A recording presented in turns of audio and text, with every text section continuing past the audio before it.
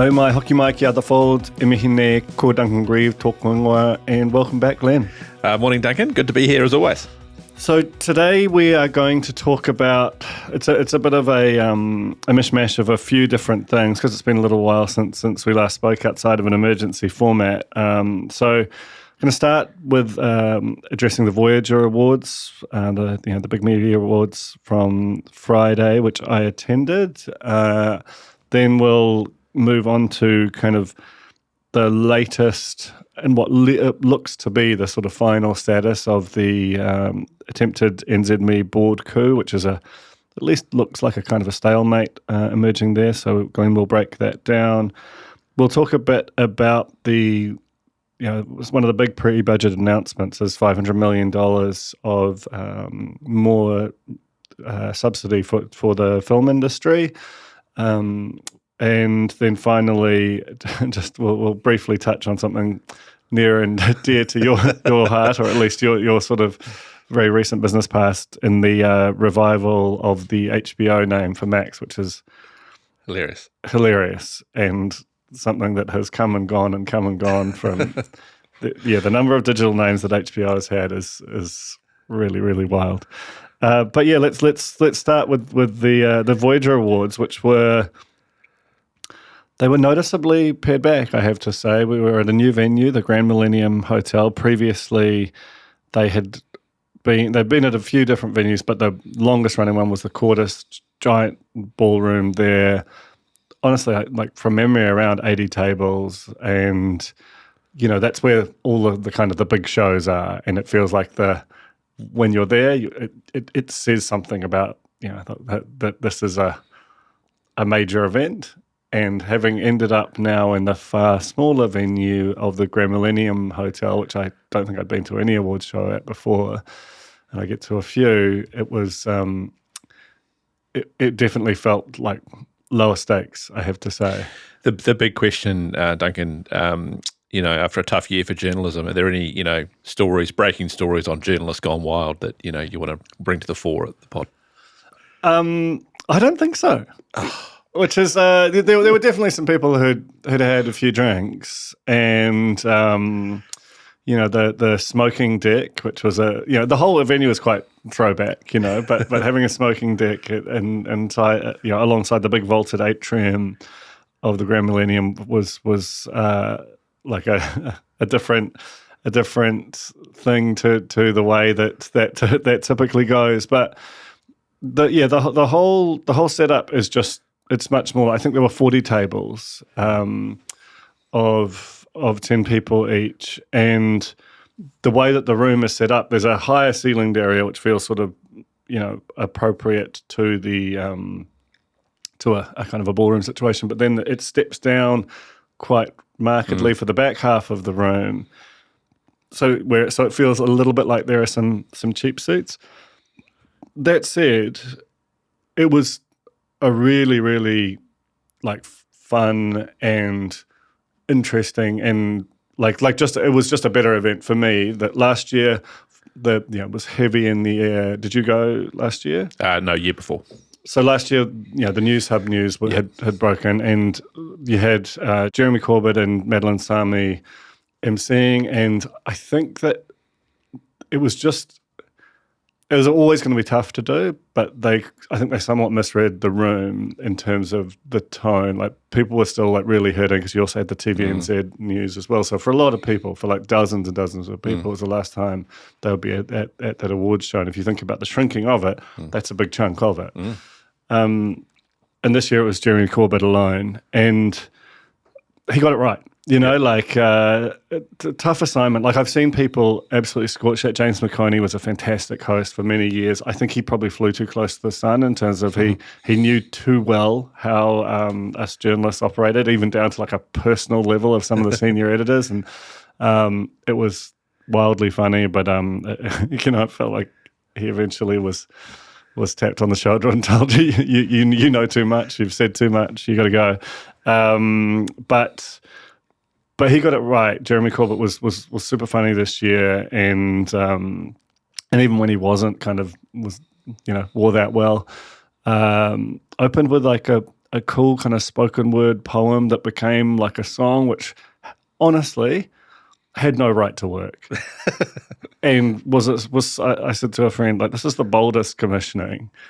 And like, I guess who has the confidence to do that? And yet kind of was really got me. I thought it was quite an impressive opening. And so you had this like reduced in scale award show, but I think because there were so many, but because we were sort of packed into a smaller space, there weren't, often it just does devolve into like little cliques of, different institutions or kind of senior people or whatever. You couldn't really avoid just sort of banging into everyone, which I think was to its benefit. Yeah, that's great. Let's just turn to the awards themselves and maybe some thoughts on real notable award winners of the night from your perspective, and also the kind of breakdown between, particularly Herald stuff is always a big one, in terms of who wins the majority awards. Personal favourite of mine and a bit of News Hub nostalgia was to see Mike Myra win News Journalist of the Year, so I was really pleased to see him do that. But keen to hear your thoughts, on who the major winners were on the night.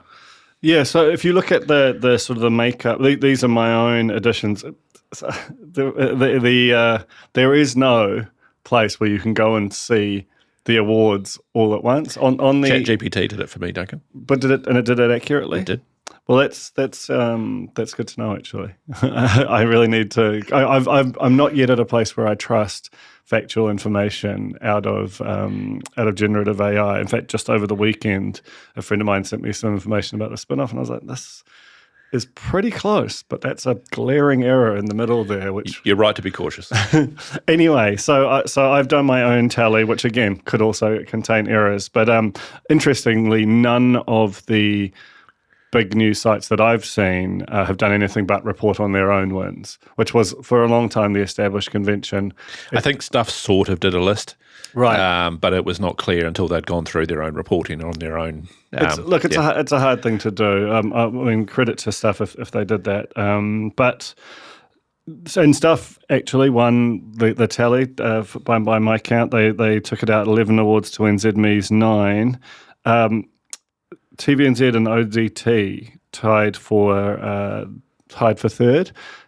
ODT, huge night, really. They won some quite significant awards, and some years ODT you'd barely know they existed. This powerhouse of the South, and yet they can be somewhat invisible. But I think the Dunedin Hospital saga, they covered that incredibly well. They sort of claimed responsibility for the scale of the protests, and then the turnaround there, and I've got no reason to disbelieve that. So really awesome for them. Interesting to look at the way that the big awards broke down. NZME won a bunch of awards for the actual print products, and a number for reporting as well.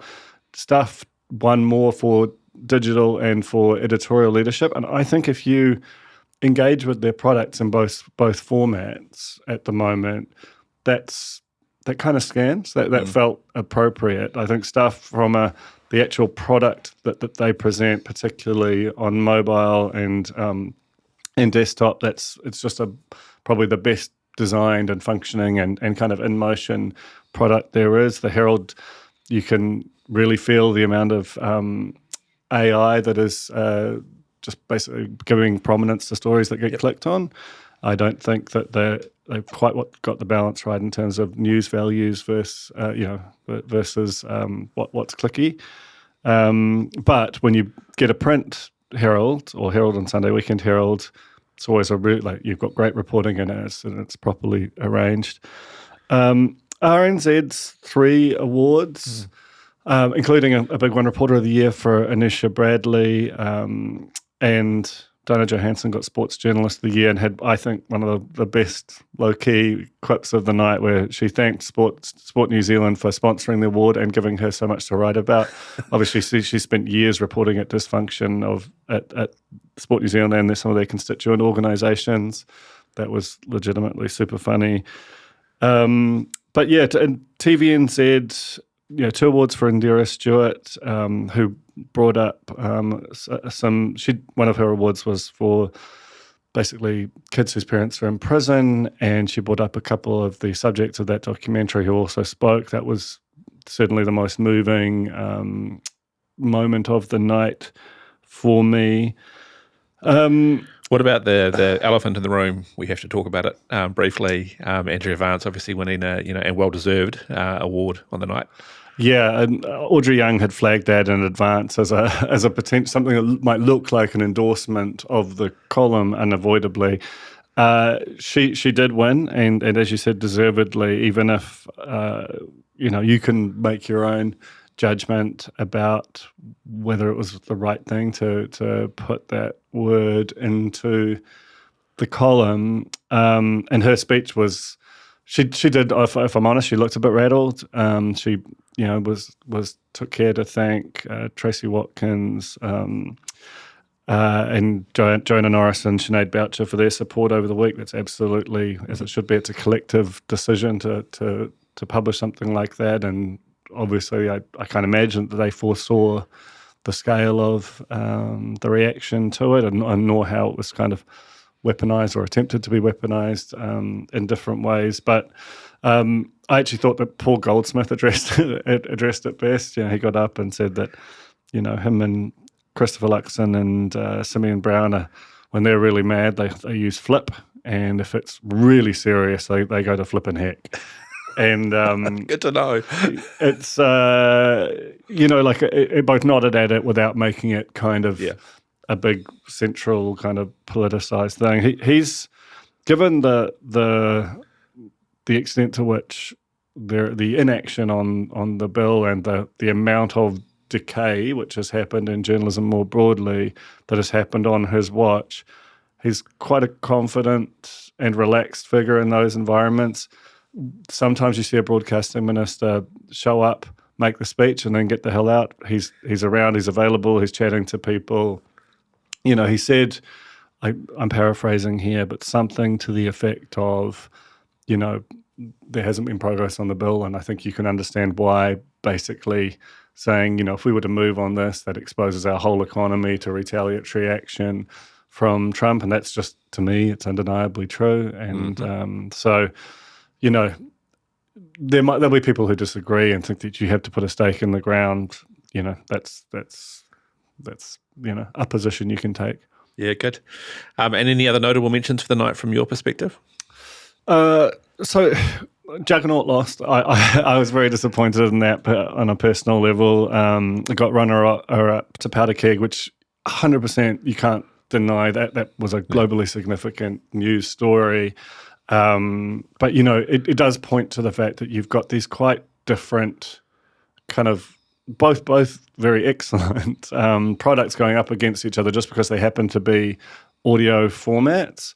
I was talking to Madison Reedy on the night, who has got a smash hit in Markets with Madison and a real constituency and exactly the kind of thing that journalism desperately needs.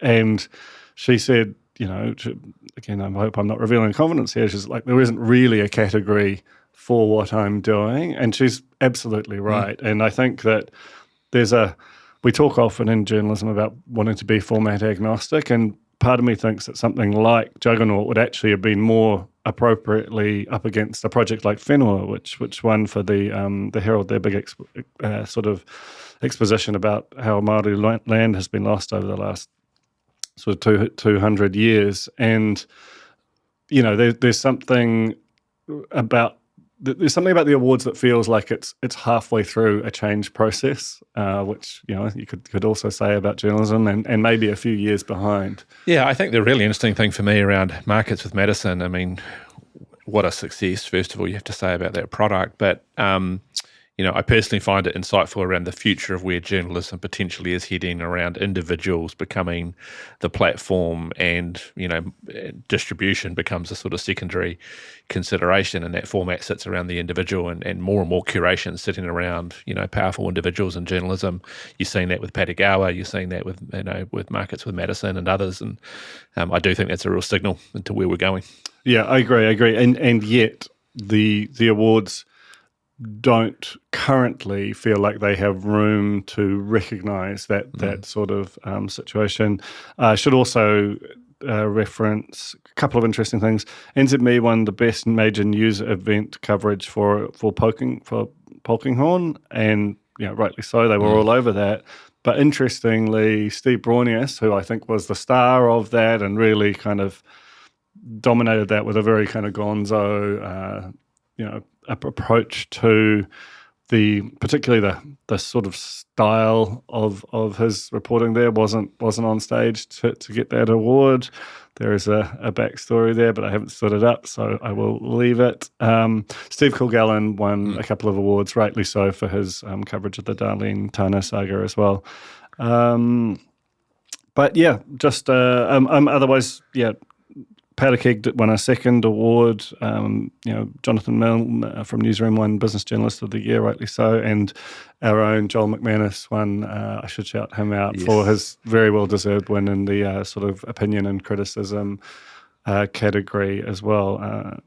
So yeah, look, it was a fun night. I think that they have managed to shrink the awards without kind of losing their essence, or I don't know what. In fact, I think that it feels like an improved format. There's less awards, less winners. It was really pacey. Everyone was allowed to speak, but rather than it used to be this weird thing of some awards matter and some awards don't. So in general, I think it was in a challenging place last year. I think they've figured something out with it. Yeah, and look, let's just celebrate the fact that journalism continues to be celebrated in New Zealand. That's a big thing. It really is, and I think after this kind of just incredibly corrosive 18 months, and who knows what's coming down the pipe, it was nice to be in a room again. And let's do a segue here. It was interesting talking to some NZME journalists about the board coup, and how that has kind of felt for them in the room. I think there is a sense of weariness, but a general relief that they're on the other side. I know that, for example, the Fast Channel is in rehearsals this week and going to launch any day now. So that it's gone from what is happening to the company to what is the next major big effort within it. Still very much TBC on how that'll land. But do you want to just sort of detail for our listeners what's the latest developments, perhaps the final developments in the board coup saga? Yeah, well, we didn't see a letter, so we've been a few weeks without letters being exchanged. So what was revealed last week by the one and only Shane Curry was that it appears there has been a deal done, an agreement really between key shareholders, and Barbara Chapman, the current chair, driving a change in the board setup with the appointment of Stephen Joyce coming in to be the chair. Nominated by her husband. And an amazing bit of stagecraft. Yeah, incredible. So really fascinating because on the one hand, a lot of credit to Barbara Chapman to be able to, as an outgoing chair, to read the room, recognise what's going on and take a real leadership role in making sure that the board is set up for the future. Stephen Joyce, obviously incredible media background, the founder really of MediaWorks in its original days before selling it to private capital back in the early 2000s. And obviously subsequently, well-known national minister, and quite public and prominent editorial voice still today with the Herald. But it appears what struck me about all of that, Duncan, is, and by the way, all the rest of Grennan's proposed board nominees have fallen away.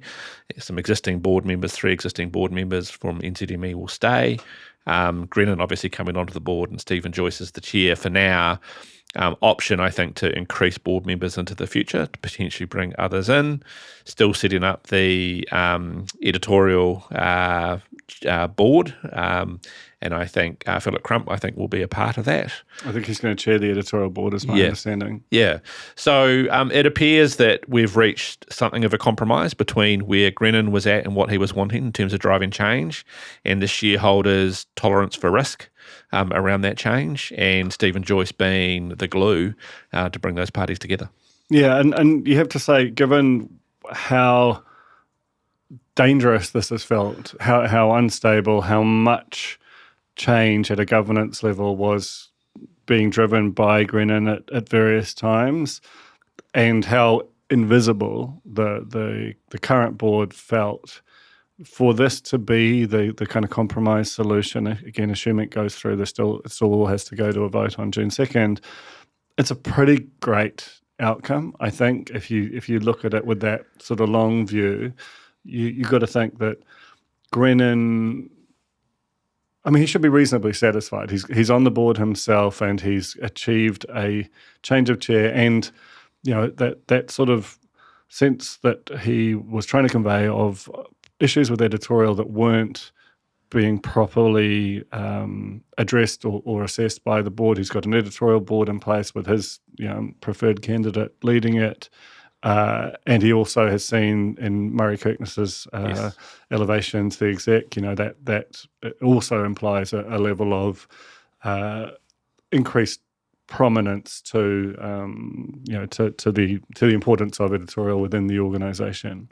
Yeah, and I think about it from Grennan's perspective, and I think you're right. He'll be satisfied because the risk profile on this was growing by the day, with dissatisfaction amongst different shareholders, obviously disruption to staff and personnel, and that's not something you want to force upon a business that has some momentum to it. So I think there'll be a level of satisfaction that he has been able to establish the editorial board, bring in a new chair or influence bringing in a new chair.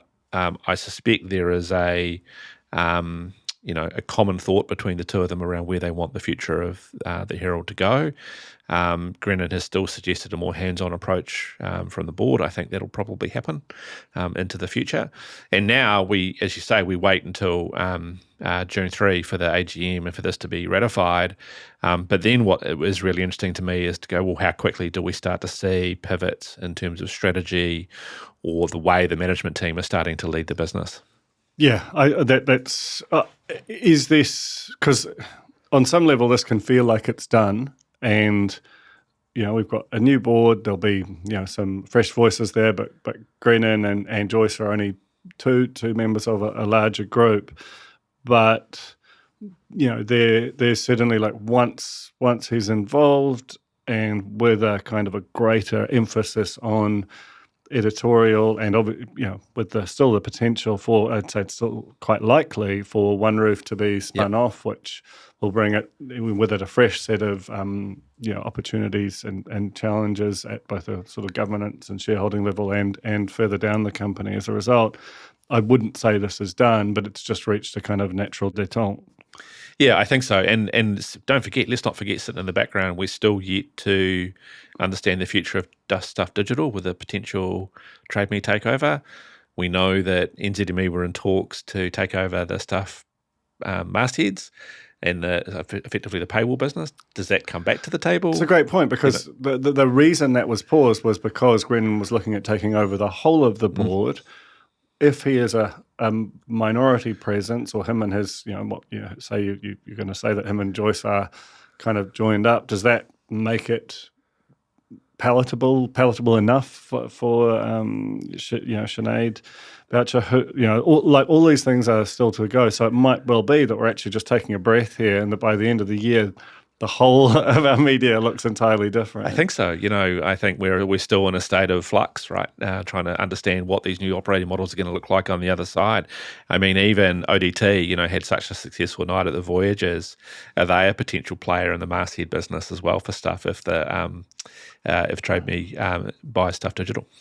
Yeah, and you've got to think that if there were say the Commerce Commission, which has previously had issues with NZME acquiring stuff in whole, if Trade Me takes part of it, and if surely the ODT, Allied Press, its owners would love the press, and then it has almost a lock on the South Island, depending on what happens, with some of the other smaller papers. Would that be sort of satisfying, having two effectively regional monopolies? A lot to be kind of to flow under the bridge. Yeah, I think watch this space. I mean, the thing with the Commerce Commission, with all this change coming in, I think the bar to this is lowered from where it was a few years ago, certainly from the NZME stuff merger. And so I think you're likely to see more consolidation. So the other, it feels like it's always a fairly newsy period, but the other change that was announced late last week was over $500 million in new subsidies for the screen industry spread over 4 years. Do you want to just break that down for us? Yeah, so Nicola Willis announced, I think it was a $570 million increase in the budget over this year plus 4 years for the international film subsidy, the part of the rebate that deals with international movie productions coming into New Zealand.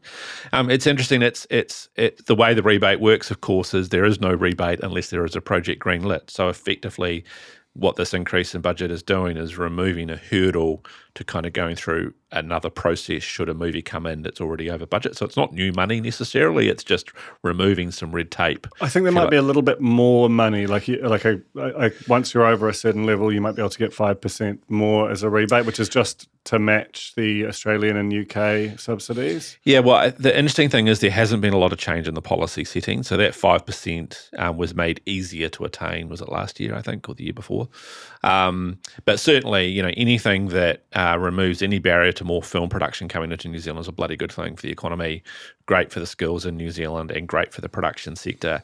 However, it didn't, that part of the increase in budget is not, a boon for our domestic production sector. And so what our domestic production sector will still be looking for is, are we going to see post-budget or pre-budget a top-up in New Zealand on air funding, a reduction in New Zealand on air funding?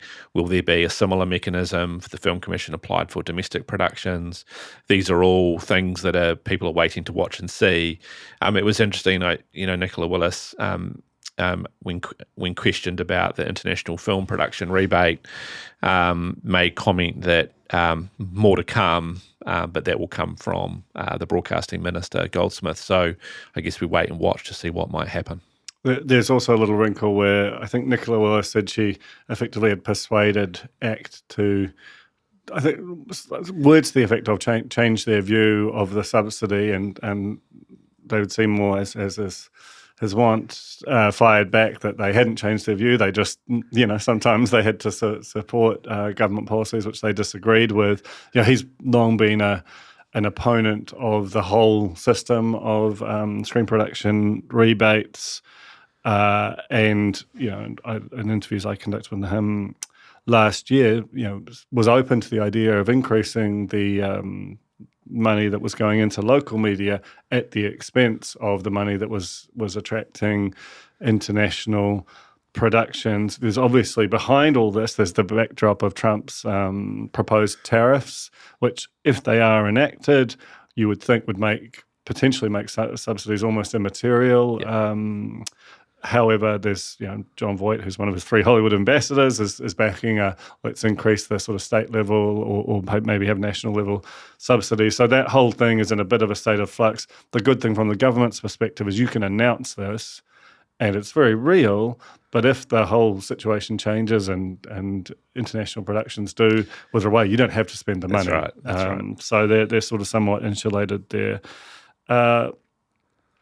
Lastly, do you want to talk a bit about what is happening with Max and HBO? Yes. Well, let's go back in history a little bit. So back in 2022, when the merger between Discovery and Warner Brothers was announced, AT&T had started rolling out in America a streaming product called HBO Max. A merger happened between the two companies, and a decision was made at that time to rebrand the platform to be Max. And the strategy behind that at the time was for Max to be a competitor streaming platform to Netflix, to be very broad, to carry a lot of volume of streaming product on it. So they collapsed effectively the Discovery content library and the Warner content library, put it together. And HBO at that time was represented as a tile in the streaming on the Max streaming product. They also had Max originals, and so there was this question mark around, well, what's a Max original, what's an HBO original, how do you differentiate between the two? Anyway, what's happened in the last week, and I've got to shout out to the comms team from WBD, because they led the public into this by having a guy called Casey Bloys, who's the chairman of HBO, doing a lot of media interviews, talking about the challenges of trying to market HBO shows on a platform called Max, and what does the consumer understand? Do they understand HBO? Do they understand Max? And the difficulties in trying to do that. So there was a lot of kind of pre-building work coming to the point where actually they decided to rebrand the product back to HBO Max. And the reason they've done that also is, listening to the Warner Brothers earnings report, there was acknowledgement by David Zaslav that chasing Netflix is a bit of a fool's game in streaming. We've talked about this ad nauseum, right? Netflix are now a category of one, and that they need to follow a strategy that is more focused on quality, not quantity, which means less shows but done better. And of course, that's exactly what HBO is. They're chasing becoming a companion app to Netflix rather than chasing Netflix outright and being in the top 2 or 3 companions that you'll have. And some pretty amazing social media that's followed over the last few days around this change as well.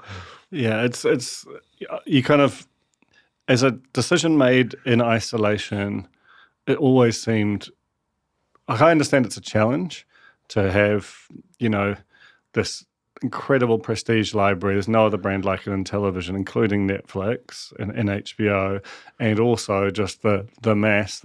Was always Dr. Pimple Popper that got kind of singled out, maybe unfairly, but as a kind of representative of the types of other shows that are on Max. But the amount of time that they have spent kind of building, unbuilding, and now rebuilding various brand names and what an audience is supposed to make of that. And ultimately, there is a fundamental incoherence about what was built there to me.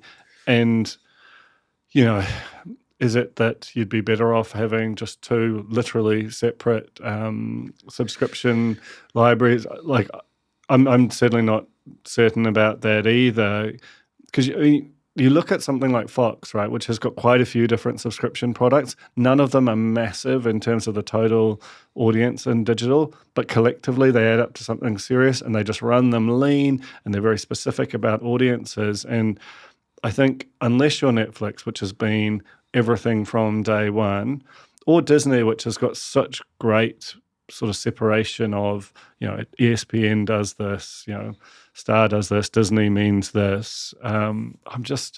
It's a really hard thing. Would they have been better off keeping the HBO brand and letting that be largely rented to other places, and then just building Max separately? These are still open questions, I suppose. Yeah, well, I think there's that's the argument, right? Create an HBO streaming product that is small by scale, but highly wanted and desired, and probably can command a premium. And then you've got all of the rest of the entire content library that Warner Brothers owns, which is the biggest in the world, that can be then licensed and sold to third parties, Netflix and other things, and that would arguably be a more profitable model for the company. They haven't gone that direction yet, not to say they won't, but this could be a step in that direction. One of the other interesting things about returning to HBO Max and starting to remove some of the Discovery content is that content is now available for sale to others, and having the HBO title in the name allows them potentially to run an HBO linear channel to pay TV operators that feeds HBO Max. So when they go and do deals with pay TV companies around the world, they can bundle in HBO Max with an HBO channel, and the subscribers to those HBO channel, they can count as subscribers to the streaming platform, which helps enable their global rollout and speeds that up a little bit. So potentially a little bit of, clever financial manoeuvring also to make this work.